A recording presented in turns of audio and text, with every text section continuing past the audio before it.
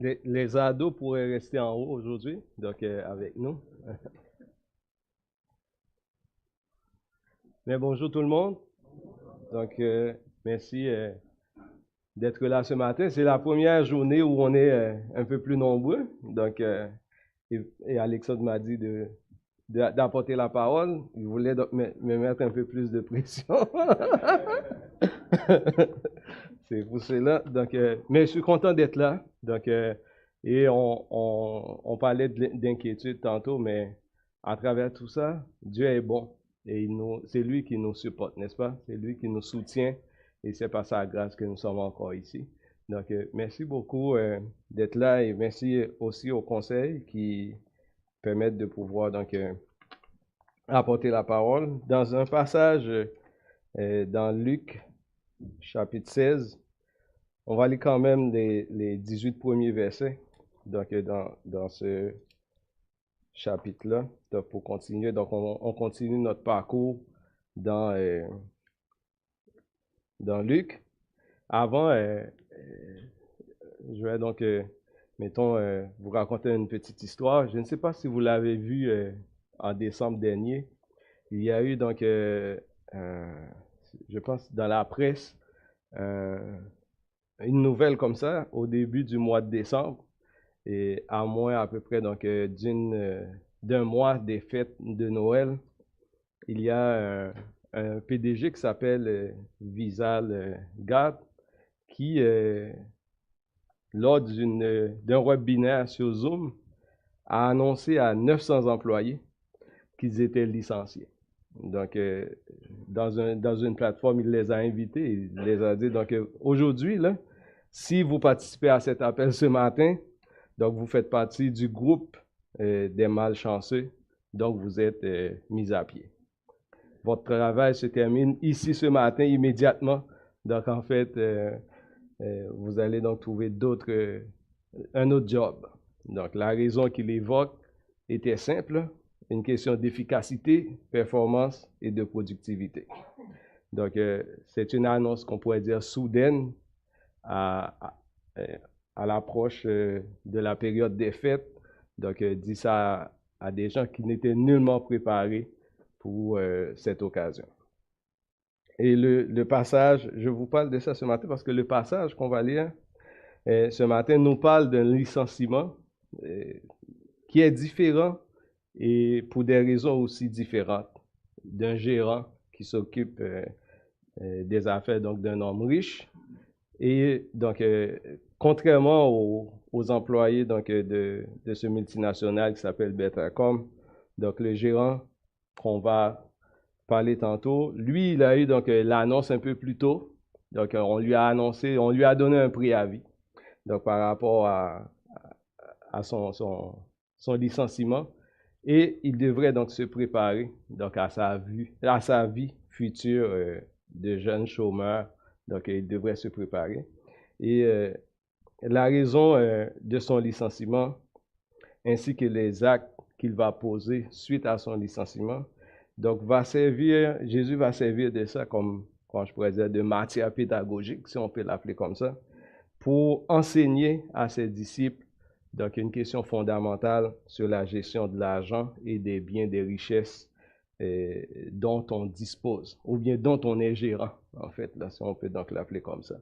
Donc, et comment on doit se préparer, comment on doit gérer les biens dans ce monde. Donc, c'est ça qu'on va lire. Tournons avec moi, dans Luc 16, versets 1 à 18.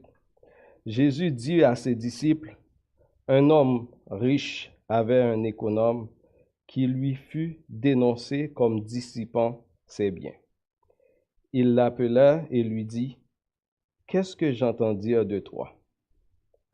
Rends compte de ton administration, car tu ne pourras plus administrer mes biens. » L'économe dit en lui-même, « Que ferai-je? Puisque mon maître m'ôte l'administration de ses biens, travailler à la terre, je ne le puis. Mendier, j'en ai honte. Je sais ce que je ferai pour qu'il y ait des gens qui me reçoivent dans leur maison quand je serai destitué de mon emploi. Et en faisant venir chacun des débiteurs de son maître, il dit au premier, « Combien dois-tu à mon maître? » « 100 mesures d'huile, répondit-il. Et il lui dit, « Prends ton billet, assieds-toi vite et écris 50. » Il dit ensuite à un autre, « Et toi, combien dois-tu? » « 100 mesures de blé, répondit-il. Et il lui dit, « Prends ton billet et écris 80. » Le maître loua l'économe infidèle de ce qu'il avait agi en homme avisé.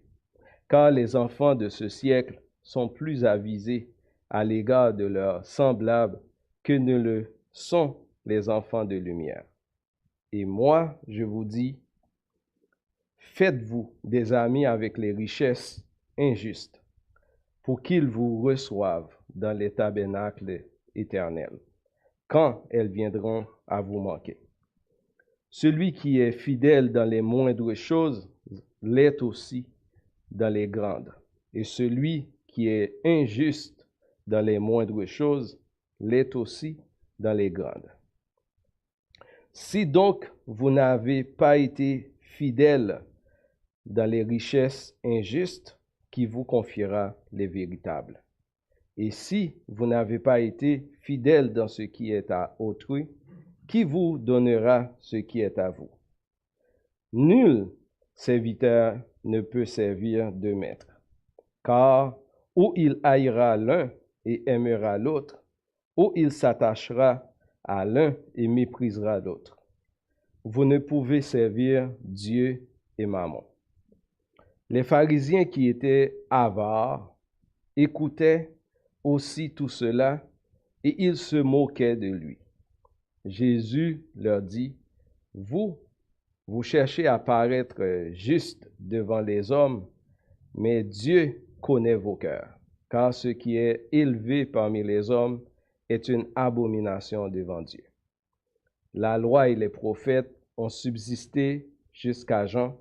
Depuis lors, le royaume de Dieu est annoncé et chacun use de violence pour y entrer.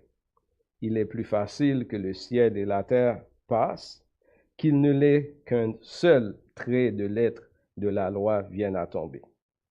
Quiconque répudie sa femme et en épouse une autre commet un adultère, et quiconque épouse une femme répudiée par son mari commet un adultère. On va se courber dans un mot de prière. Seigneur, Dieu Tout-Puissant, Dieu d'Abraham, d'Isaac et Dieu de Jacob, nous voici devant toi ce matin. Nous voulons avant tout exalter ton nom, parce que tu es un Dieu, tu es le Dieu Tout-Puissant, celui qui nous a sauvés à travers son Fils Jésus-Christ. Merci pour ta parole, merci pour ta grâce, merci parce que tu prends soin de nous. Nous voulons donc t'apporter devant toi ceux dans l'assemblée qui souffrent, ceux qui sont malades. On te prie, Seigneur, de les toucher, parce que tu es ce Dieu qui guérit, qui touche et qui console. Tu es aussi le Dieu unique qui pourrait donc aussi nous rencontrer dans nos inquiétudes et de pouvoir donc nous soulager, nous réconforter.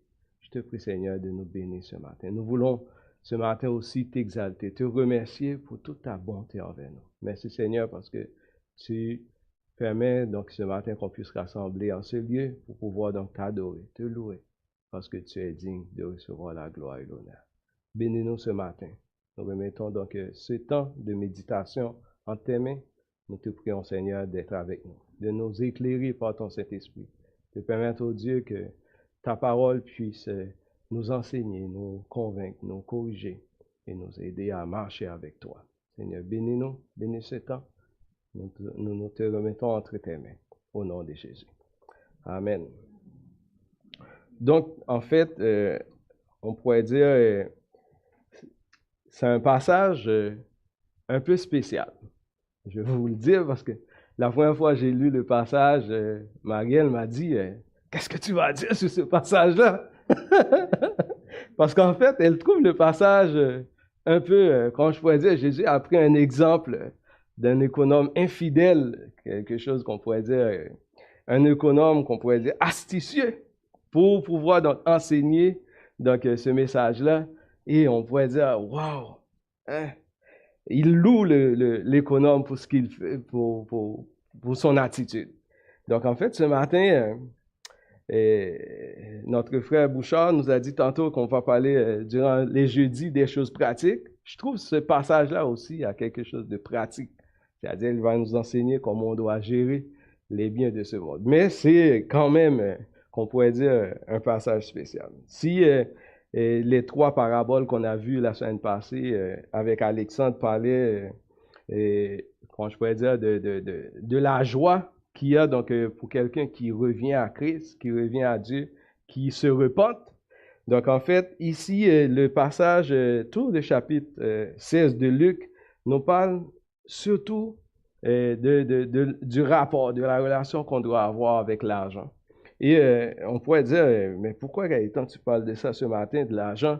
Donc en fait, j'ai réfléchi à ça aussi. Je dis, est-ce que c'est important l'argent? Pourquoi donc les biens de ce monde, Jésus en parle? Et en réfléchissant, on pourrait donc regarder à plusieurs reprises, Jésus-Christ va parler donc de la relation qu'on a avec l'argent. Et il va même reprendre un jeune qui est venu le voir pour dire donc, maître, dis à mon frère de partager donc mes biens avec moi. Il dit, wow, qui m'a mis comme juge entre vous? Donc il dit, donc la vie d'un homme ne dépend pas de ses biens, même s'il y en a en abondance. Donc, en fait, plus tard aussi, à plusieurs reprises, il va dire à un jeune aussi qui dit, maître, je veux te suivre. Il dit, mais toi, est-ce que, donc, va vendre tout ce que tu as et venir me suivre? Et le jeune homme dit, ouais. Ben, il s'en va tristement. Pourquoi? Parce qu'il y avait beaucoup de biens. C'est-à-dire, mais je peux donc multiplier comme ça, donc, des relations qu'on voit, donc, que Jésus-Christ prend beaucoup de temps pour nous expliquer, donc, des choses par rapport aux biens de ce monde. Donc, en fait, tout pour vous dire là, que ce passage-là est important. Et donc, en fait, une compréhension juste de ce que Jésus veut dire dans ce passage-là va nous aider aussi à pouvoir donc incliner nos cœurs vers lui et pouvoir le servir. Donc, on voit donc deux hommes, n'est-ce pas? Donc, un homme riche, donc, qui est comme un figurant dans le passage à mon humble avis, parce qu'il ne parle pas. Il ne dit pas grand-chose, il va parler un peu plus dans le verset 8, mais il ne dit pas grand-chose. C'est surtout, donc, on peut dire, donc, c'est le gérant qui nous intéresse, qui intéresse Luc beaucoup plus dans ce passage-là. Donc, le gérant, probablement, donc, l'homme riche, je voulais dire, probablement un propriétaire terrien ou bien donc quelqu'un qui avait beaucoup de terre ou un riche marchand ou quelqu'un qui faisait donc des prêts. Il ne le dit pas, mais on peut supposer que les débiteurs ici sont des gens à qui il vendait donc des marchandises ou qu'il faisait des prêts ou éventuellement des locataires qui payaient donc un loyer en donnant donc au propriétaire un montant du produit annuel. Donc en fait, on ne sait pas. Mais l'homme est riche et il est assez riche pour pouvoir donc prêter ou bien donc avoir des gens qui le doivent de l'argent. Et le gérant, un homme qui gère, qui administre ses biens. Donc, il s'agit probablement, on ne sait pas, d'un salarié. Donc, mais il est assez instruit, il peut écrire, il peut donc tenir un registre, il peut donc administrer donc les biens pour cet homme riche-là. Mais il y a un problème dans tout ça, malgré donc sa capacité de tenir des registres, d'administrer des biens. Donc, l'intendant est accusé de gaspiller les biens dont il est le gestionnaire. Et donc, on rapporte à son maître qu'il ne faisait pas une bonne gestion de ses biens. Il dissipe les biens qui sont sous sa responsabilité. Donc, un comportement qui s'apparente un peu à ce qu'on voyait donc la semaine passée avec le fils cadet, n'est-ce pas, qui gaspillait donc ses biens. Donc, on peut même supposer ici donc comment je pourrais dire, le gérant, l'accusation est venue à lui, donc il ne refute pas non plus l'accusation. Il dit non, c'est pas moi. Non, il ne dit pas ça. Il accepte l'accusation qui est portée contre lui. Il prend au sérieux l'annonce de son licenciement et prépare sa sortie. Donc, c'est ce qu'on voit. Donc, il conteste pas donc l'accusation. Donc, il dit pas donc c'est pas lui. Donc, il accepte qu'il a gaspillé donc les biens de son maître. Il prend donc la décision de préparer sa sortie. Donc, sa réaction pourrait donc nous faire réfléchir sur plusieurs aspects. Est-ce qu'il se prend pour un fils, le géant? Il pense que ces biens-là lui appartenaient. C'est pour cela donc qu'il pouvait donc les disposer comme il veut. Peut-être qu'il vivait dans de luxe, parce qu'en fait, quand il dit « moi, je ne peux pas travailler, je ne peux pas mendier », moi, une question qui me vient en tête, qu'est-ce qu'il a fait avec son salaire? Est-ce qu'il y a eu un salaire? Qu'est-ce qu'il a fait? Est-ce qu'il a épargné ses biens? Qu'est-ce qu'il faisait avec? Pour qu'il se trouve maintenant à réfléchir à qu'est-ce qu'il va faire. Donc, il n'a pas, probablement, il a dissipé ses biens à lui et les biens de son employeur. La probabilité maintenant qu'il trouve un emploi similaire à ce qu'il a déjà fait est très, très réduite. Donc, il se fait toute une réputation avec cet emploi-là, n'est-ce pas? Donc, il n'y a personne qui va l'engager. Donc, probablement parce qu'il a déjà donc, brûlé, qu'on pourrait dire, donc, tous ses contacts, on pourrait dire. Il ne peut pas travailler la terre, c'est trop dur. Donc, mendier pour lui, c'est trop humiliant. Mais, on peut arrêter pour dire que le gérant, malgré donc son incapacité de gérer fidèlement les biens de son maître, il a pris au sérieux sa destitution. Il a pris au sérieux son avenir, les moyens qu'il utilisera pour y arriver, peut-être questionnables, n'est-ce pas? Et même très questionnables, on pourrait dire, mais il a pris au sérieux l'annonce de son employeur donc, et de lui licencier. Nous recevons tous cette même annonce en quelque sorte et nous devons tous rendre compte de ce que nous avons fait de notre vie. Donc, on pourrait même dire, mais c'est un petit proverbe que j'ai appris donc, dans un petit livre qu'on avait donc, à l'école primaire qui dit « Chaque jour, nous approchons vers le tombeau. » C'est un peu donc dur de dire ça comme ça. Donc, ainsi, on rentre dans la vie. Ce que nous faisons étant mais nous commençons à marcher vers la sortie. Donc, on rentre et on va sortir plus tard dans la vie. Donc, on reçoit tous ce message-là comme l'économe infidèle. Un jour, on va quitter cette vie-là. Et on va devoir rendre compte de ce qu'on a fait pendant qu'on était dans cette vie. Donc, en un jour ou l'autre, nous devons rendre compte à Dieu. Que nous soyons croyants ou athées. Que nous soyons donc jeunes, vieux ou adultes. Donc, en fait, on va rendre compte de notre vie. Donc, ça, c'est un premier donc, élément qu'on pourrait voir dans ce passage-là.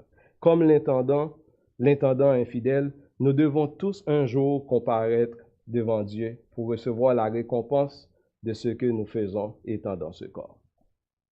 Il y a un verset qui dit ça dans 1 Corinthiens 5:10, « Car il nous faut tous comparaître devant le tribunal de Christ, afin que chacun reçoive selon le bien ou le mal qu'il aura fait étant dans son corps. » 1 Corinthiens 5, verset 10. Donc, en fait, on est tous, un jour ou l'autre, va rendre compte de ce qu'on fait de notre vie. Et maintenant, donc, regardons un peu ce que le gérant infidèle a fait donc, pour préparer donc, sa future vie de chômeur. La première chose, donc, en fait, on nous donne deux exemples. Il a appelé beaucoup de monde, mais on nous présente deux débiteurs. Un premier qui devait donc 100 mesures d'huile. Donc, en fait, on ne peut pas donc vraiment estimer c'est quoi la quantité d'aujourd'hui, mais donc, en fait, on peut, comment je pourrais dire, donner donc un ordre de grandeur. Ça donne à peu près, on pourrait dire, environ 800 à 900 gallons d'huile. Donc, ce qui représente, donc pour moi, donc agronome, je dis c'est combien donc oliviers qu'on pourrait prendre pour faire ça? C'est à peu près 150 oliviers matures pour faire donc de l'huile. Donc, quand même, une bonne quantité. Donc, il dit, je réduis ta dette de 50%. Et l'autre, 100 mesures de blé, donc un peu plus là, c'est plus cher ça, le blé. Donc, ce qu'on peut comparer à peu près, donc, 1000 à 1100 boisseaux à peu près de blé. Donc, si on dit, donc, c'est quoi la quantité de terre qu'on peut récolter ça? On pourrait dire à peu près 100 acres, mettons, de blé. Donc, c'est une estimation de rendement, là. On est quand même pour vous donner une note de grandeur. Donc lui, il a gardé une petite gêne pour celui-là. Il a dit, donc toi, je réduis de 20%. Donc, voyez-vous, il continue quand même à dissiper un peu donc, les biens de son maître. Donc, malgré ça, on va voir son but en faisant ça, c'est d'attirer la sympathie envers lui. Et quand il sera sur le marché du travail ou bien quand il sera donc mis à pied, il pourra avoir des amis. C'est ça sa réflexion. Il va donc l'accueillir chez eux. Donc en fait, il veut attirer la sympathie des gens. Mais ce qui nous étonne dans tout ça, c'est la réaction du maître. Donc le maître loue la prévoyance de l'intendant injuste.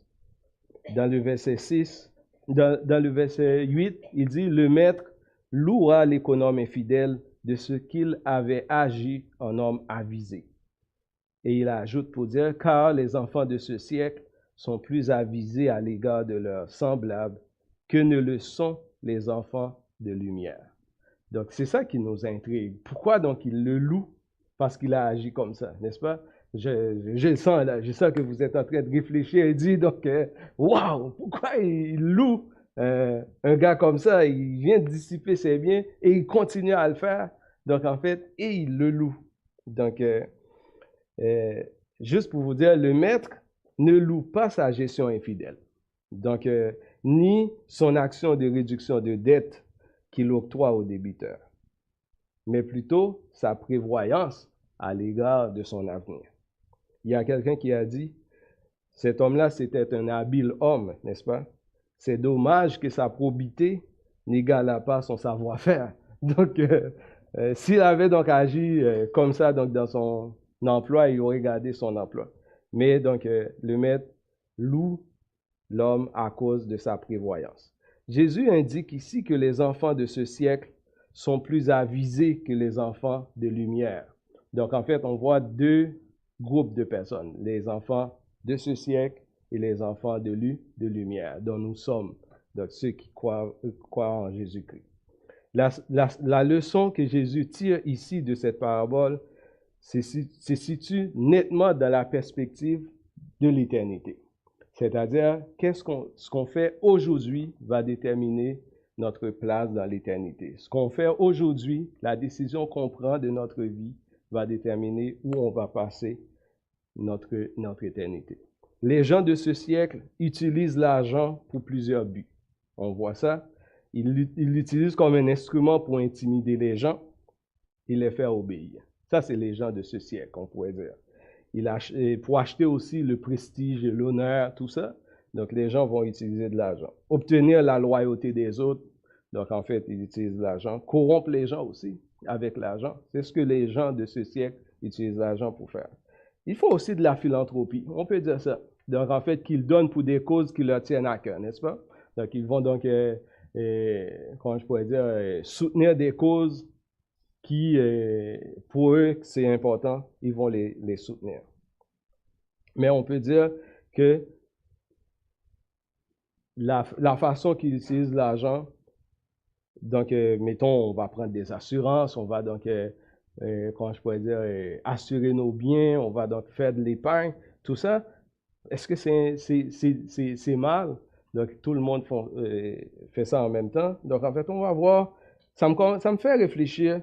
Donc, si le maître le dit que nous devons donc agir différemment que les gens de ce siècle, donc une des questions qu'on peut se poser, mais de manière concrète, comment devraient se comporter les enfants de la lumière par rapport à l'argent et aux biens de la terre? Donc, c'est une question qu'on peut se poser comme ça.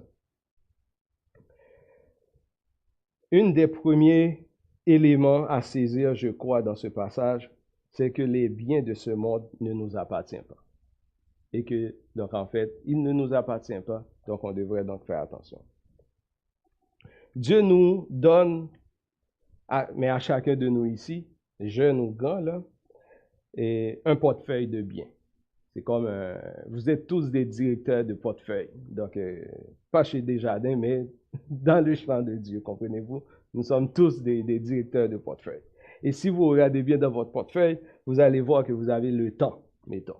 C'est quelque chose que Dieu nous donne. Donc, quand je pourrais dire, dans notre portefeuille de gestion, on pourrait l'appeler comme ça, notre santé, ainsi que la force physique. Ce sont des choses que Dieu nous donne dans notre portefeuille. Si vous regardez bien, là, vous avez tout ça. Je ne sais pas dans combien de montants que ça équivaut, mais vous l'avez. De l'intelligence aussi, vous l'avez dans votre portefeuille. Nos dons et nos talents font partie aussi de ce portefeuille-là. Et aussi, donc, la famille, l'argent et les biens de ce monde. Voyons rapidement, donc, les biens et l'argent de ce monde qui fait partie intégrante de ce passage-là. Comment devons-nous concrètement les utiliser, l'argent, donc, pour pouvoir donc, glorifier Dieu? 3 choses que Jésus-Christ souligne pour expliquer le passage à partir du verset 9. Et la première chose, dans le verset 9, il nous dit de gérer intelligemment les biens qui nous sont confiés. La deuxième chose, c'est d'être fidèle et lorsque, donc, en fait, nous gérons les biens que Dieu nous a confiés. Et troisièmement, donc, ne laissons pas l'argent nous maîtriser, ou bien, donc, sers Dieu au lieu de servir l'argent. Rapidement, je vais voir avec vous, donc, ces 3 points-là rapidement avant de... Alexandre va me dire, Gaëtan, ton temps est terminé, mais on va aller rapidement.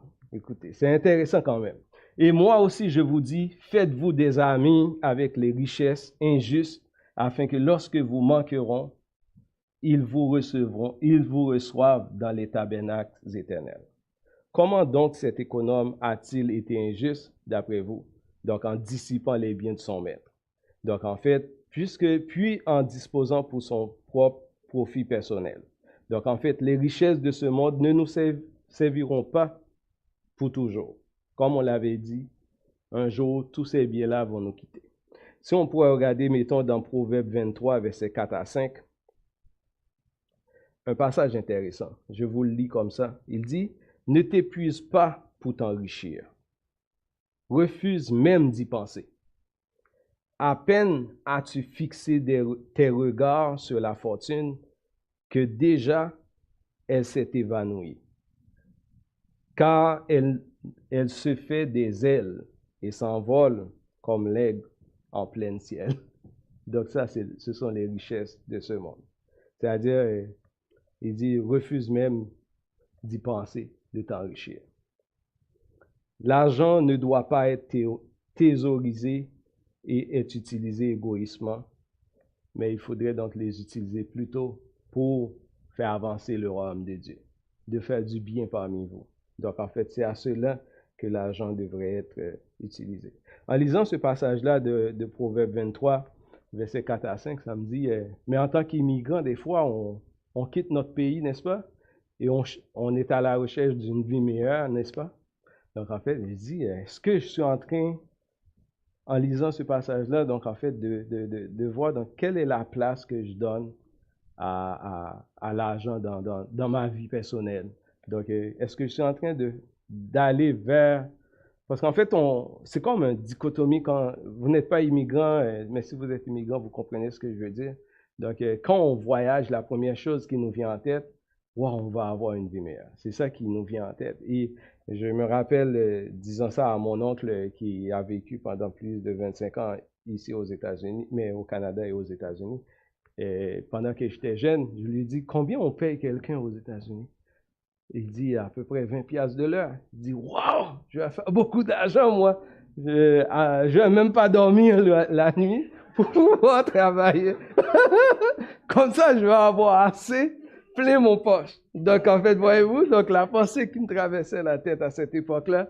Et donc, en fait, en arrivant ici, ben, pendant un certain temps, on le garde encore cette attitude-là.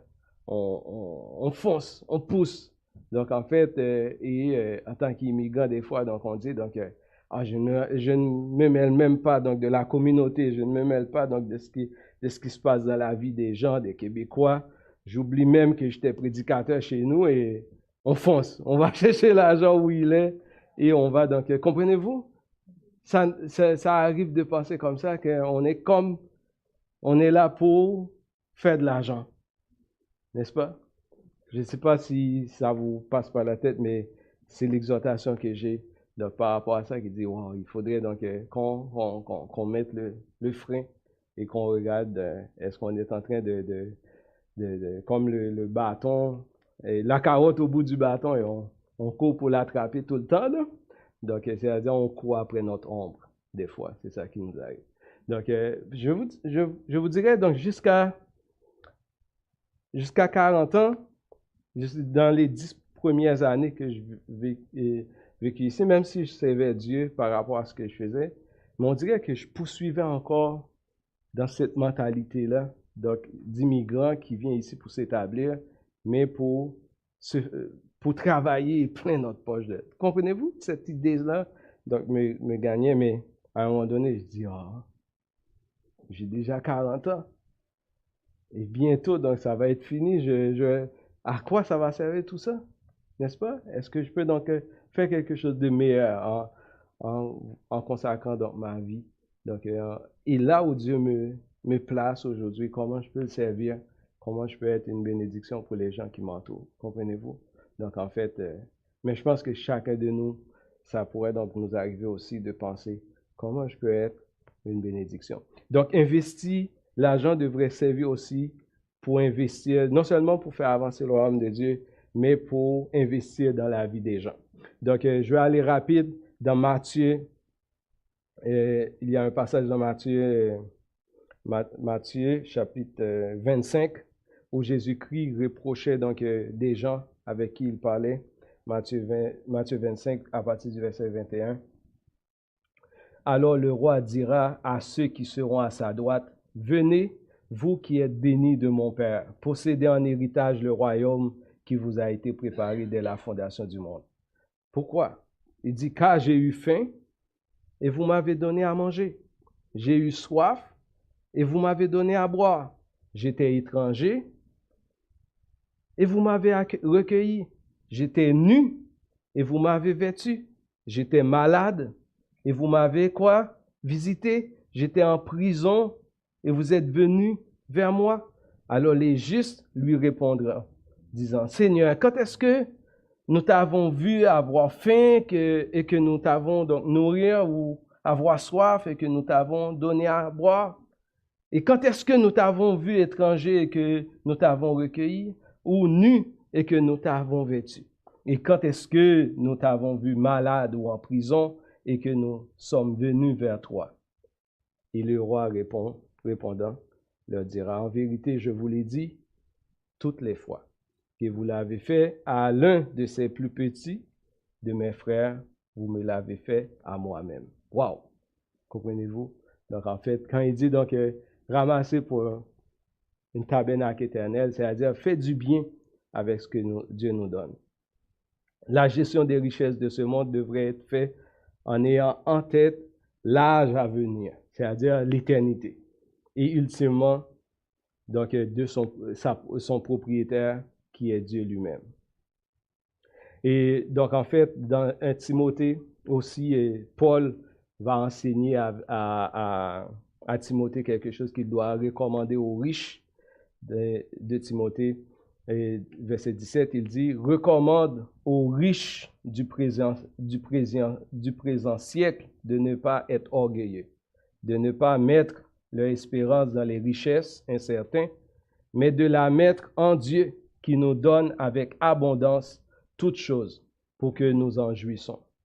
Recommande-leur de faire du bien, d'être riches en bonnes œuvres, d'avoir de la libéralité, de la générosité et de s'amasser ainsi pour l'avenir un trésor placé sur un fondement solide afin de saisir la vie véritable. » Voici donc comment on peut donc employer les richesses de ce monde pour pouvoir donc amasser donc dans l'avenir un trésor placé sur un fondement solide, n'est-ce pas, sur la vie véritable. Donc soyez fidèles aussi dans la gestion que vous faites des biens que Dieu nous confie. Il dit, celui qui est fidèle dans les plus petites choses est aussi fidèle dans les grandes. Et celui qui est injuste dans les plus petites choses est aussi injuste dans les grandes.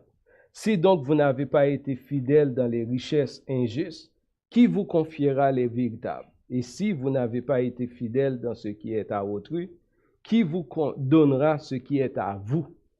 Ah là, vous dites, ah, ce que j'ai actuellement n'est pas à moi. Donc, Marielle m'a fait acheter donc un séquoia la semaine dernière, il n'est pas à moi. Ah, ok. La maison que j'ai n'est pas à moi. Non, il n'est pas à vous. Vous êtes seulement donc des gestionnaires. Qu'est-ce que vous avez donc de plus précieux chez vous là, que vous pensez que c'est à toi? Non, je vous le dis ce matin, il n'est pas à vous. Il ne vous appartient pas.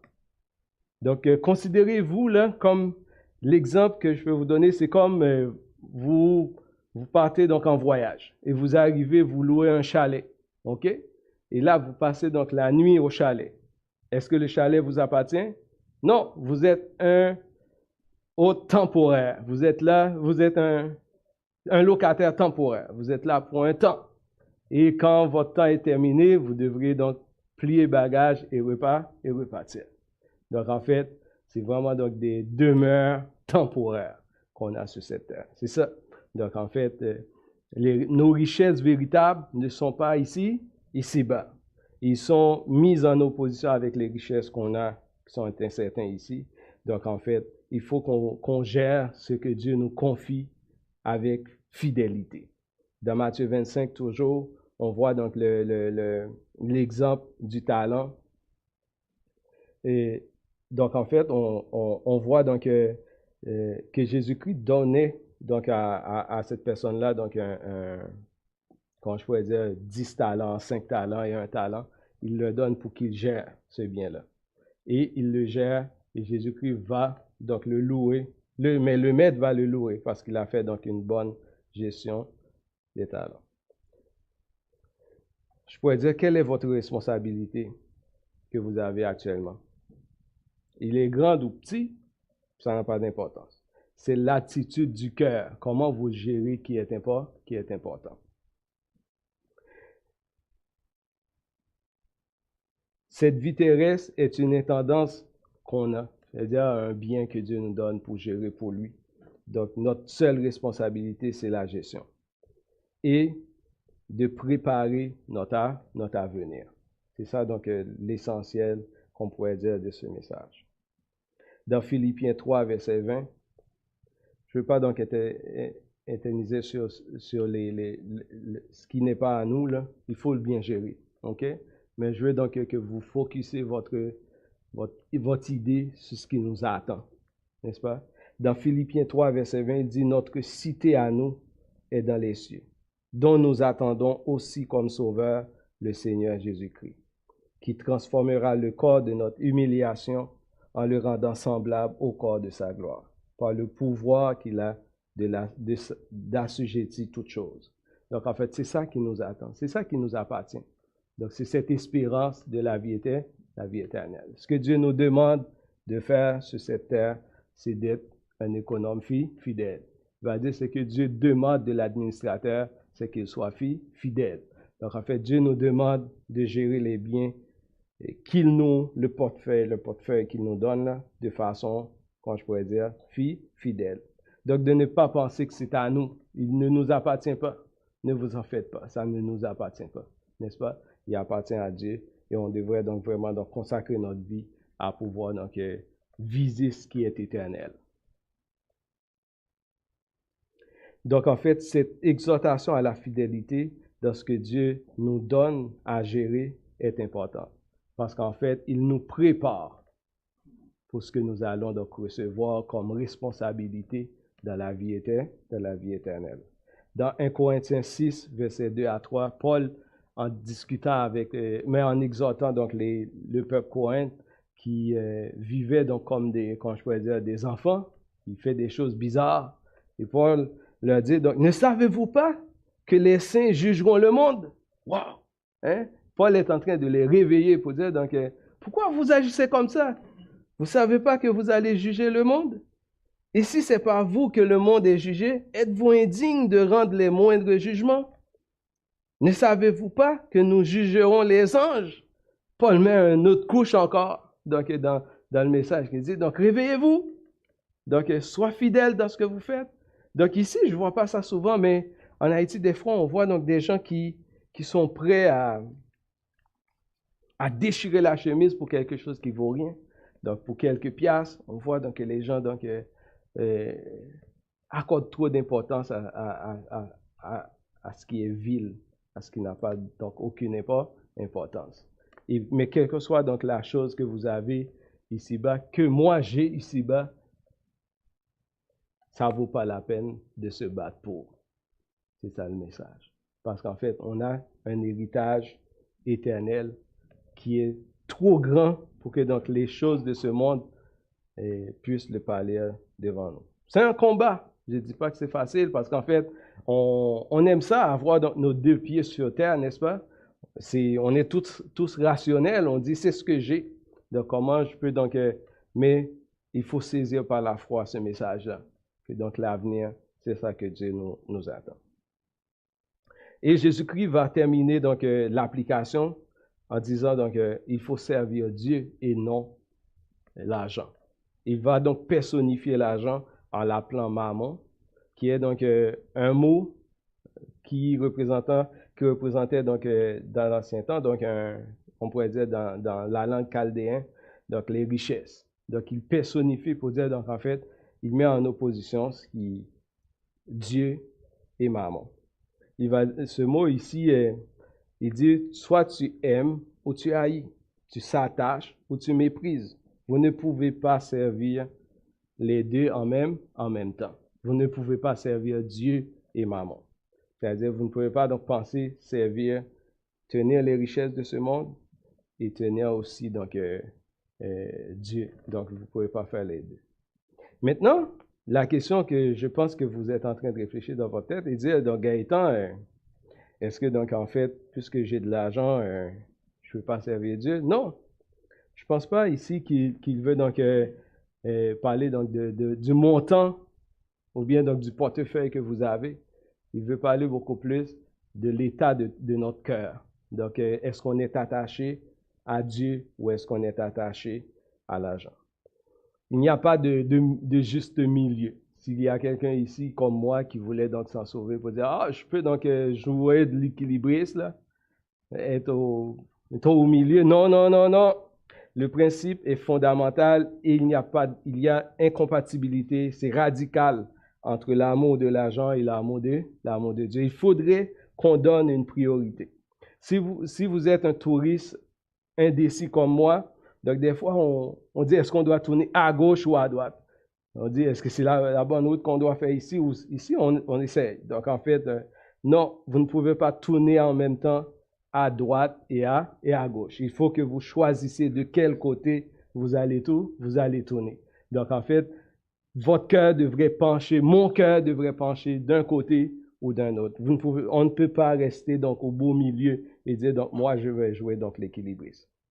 Comme Ananias et Saphira que vous connaissez peut-être ce couple-là qui voulait donc jouer de l'équilibriste. C'est-à-dire je vais donner une partie à l'église et une partie je vais le garder dans ma poche. Il va dire donc comprenez-vous? Donc et vous en souvenez ce qui leur est arrivé? Donc en fait on ne peut pas jouer de l'équilibriste avec Dieu. Donc Démas aussi, donc un serviteur qui marchait avec Paul, à un moment donné, Paul dit, il nous a quittés pour aller dans le monde. C'est-à-dire, on ne peut pas servir Dieu et mammon en même temps. Le problème n'est pas avant tout le nombre de chiffres que contient notre compte en banque, comme je le disais tantôt, mais de préférence l'état de notre cœur. Et Martin Luther a dit, avoir de l'argent et du bien n'est pas un péché, mais ne le laisse pas devenir ton maître. Qu'il te serve et que tu sois plutôt son maître. Donc, c'est un bon exemple. Donc, là où la richesse domine le cœur, Dieu a perdu son autorité. Si ce sont les richesses qui dominent notre cœur, eh bien, Dieu perd toute son autorité. Donc, l'idée ici, c'est de donner à Dieu et à son royaume la priorité par rapport au bien de ce monde. Donc, rapidement, Michel, je vais terminer. Donc, la réaction des pharisiens à l'égard de ce message-là qui est poignant, n'est-ce pas? Donc, Jésus-Christ vient de leur dire, donc en fait, qu'il ne peut pas servir Dieu et mammon. Sans entrer dans les détails, parce que donc en fait, ce passage-là fait transition aussi vers Donc, ce que on va voir donc dimanche prochain sur le riche et le pauvre Lazare. Mais chacun des versets qui suivent, on voit donc que les pharisiens réagissaient donc très fortement à cause de ce message-là. Pourquoi? Donc, dans le verset 14, on le voit tout de suite, les pharisiens aimaient l'argent. Et ils écoutaient toutes ces choses-là, ils se moquaient de Jésus-Christ. Donc, en fait, la réaction, c'est comme ils bouchent leur cœur, ils ne veulent pas entendre, comme s'ils ferment leurs oreilles, ils ne veulent pas entendre, ils commencent à ricaner Jésus-Christ. Le pauvre charpentier, oh, voyons, il n'y a pas un sou, lui. Donc, il peut bien le dire comme ça, parce qu'en fait, il ne possède pas grand-chose. Mais eux autres, ils pensaient qu'avoir de l'argent était une bénédiction.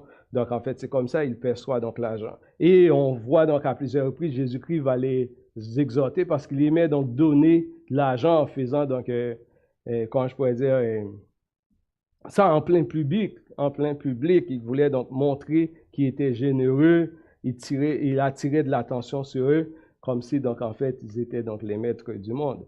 Donc, en fait, mais Jésus-Christ voulait leur dire, donc, Dieu connaît votre cœur. Et il sait que vous n'êtes pas vrai dans ce que vous dites. Donc, en fait, les pharisiens, dans leur cœur, ils étaient donc, comment je pourrais dire, ils aimaient l'argent. Donc, c'était l'argent leur Dieu. Et Jésus-Christ, parlant de la loi, leur dit, donc, c'est cette même loi-là qui vous condamne. Et ce que je vous dis ici, donc, rappelez un peu, donc, le rôle de Luc, c'est de montrer que Jésus-Christ est le Seigneur. Il veut dire ce que je vous dis comme parole ici, c'est la vérité. Et je suis vraiment donc venu pour établir une nouvelle âge, mais en même temps, donc, la parole de Dieu continue à s'appliquer. Donc, l'ordre éternel de Dieu, il demande qu'on obéisse à toutes ses exigences. Pas seulement donc une partie, mais l'ensemble de la parole. Donc de la parole de Dieu. Donc en fait, Jésus-Christ voulait donc rappeler que c'est lui le Messie, le Seigneur, et qu'on devrait donc prendre au sérieux sa parole et examiner notre cœur pour pouvoir donc obéir à ce qu'il nous dit. Pour terminer, donc nous devons nous rappeler que les biens d'ici-bas ne nous appartiennent pas. C'est la première chose. Et qu'il nous demande, et ce que Dieu nous demande, c'est de les utiliser pour faire des amis dans l'éternité. On avait vu tantôt comment on peut utiliser l'argent pour faire des amis dans l'éternité, ou bien les biens, tout ce qu'on a dans notre portefeuille, c'est de les utiliser pour faire avancer le royaume de Dieu, de faire du bien autour de nous. Ça ne va pas nous sauver parce qu'on est déjà sauvé. Mais on peut donc contribuer donc, à faire avancer le royaume de Dieu. Comme l'homme riche, Dieu nous demande, comme l'intendant infidèle, Dieu va nous demander au dernier jour compte de la gestion que nous avons faite des biens et des richesses qu'il nous a confiées. Mais n'oubliez pas, notre vraie richesse est le salut qu'on a reçu, n'est-ce pas, par la foi avec les rachetés et avec les rachetés. Dans 1 Pierre 1, verset 3, je vous laisse avec ce verset qui dit « Béni soit Dieu le Père de notre Seigneur Jésus-Christ, qui, selon sa grande miséricorde, nous a régénérés, pour une espérance vivante, pour la résurrection de Jésus-Christ d'entre les morts, pour un héritage qui ne peut ni corrompre, ni souiller, ni flétrir, lequel nous est réservé dans les cieux. » Voici notre héritage. Les biens qu'on a ici-bas, on doit les utiliser pour faire progresser le royaume de Dieu, pour faire donc avancer donc le royaume de Dieu, de faire du bien autour de nous. Donc c'est ce que Dieu nous demande de faire. Donc on arrête ici. Donc je dépasse un petit peu, désolé.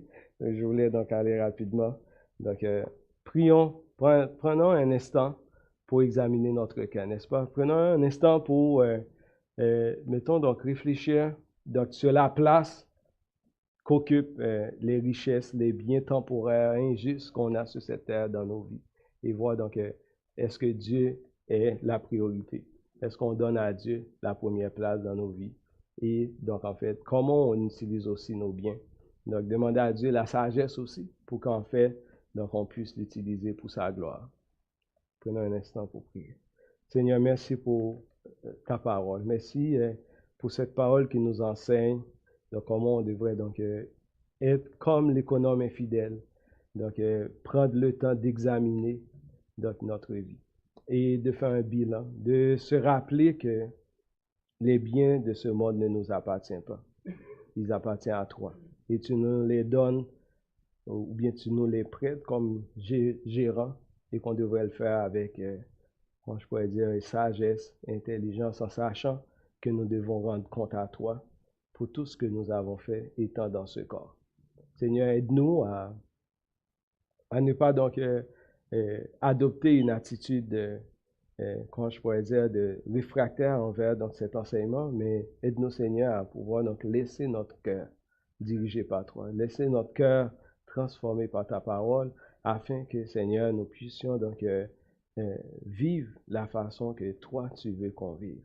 Donc, une façon donc désintéressée par rapport aux biens de ce monde, mais pour qu'on puisse mettre notre focus sur les biens à venir que tu réserves pour nous dans les cieux. Bénis-nous ce matin. Sois avec nous, Père. Bénis ton Église, bénis les gens qui nous écoutent à travers donc l'Internet. Permets, Dieu, qu'on puisse ensemble donc reconsidérer nos voies et pouvoir donc te mettre en priorité dans nos vies. Et que donc en fait, on détrône donc l'argent afin que toi, tu puisses prendre la première place dans nos vies. Bénis-nous ce matin. Sois avec nous au nom de Jésus. Amen.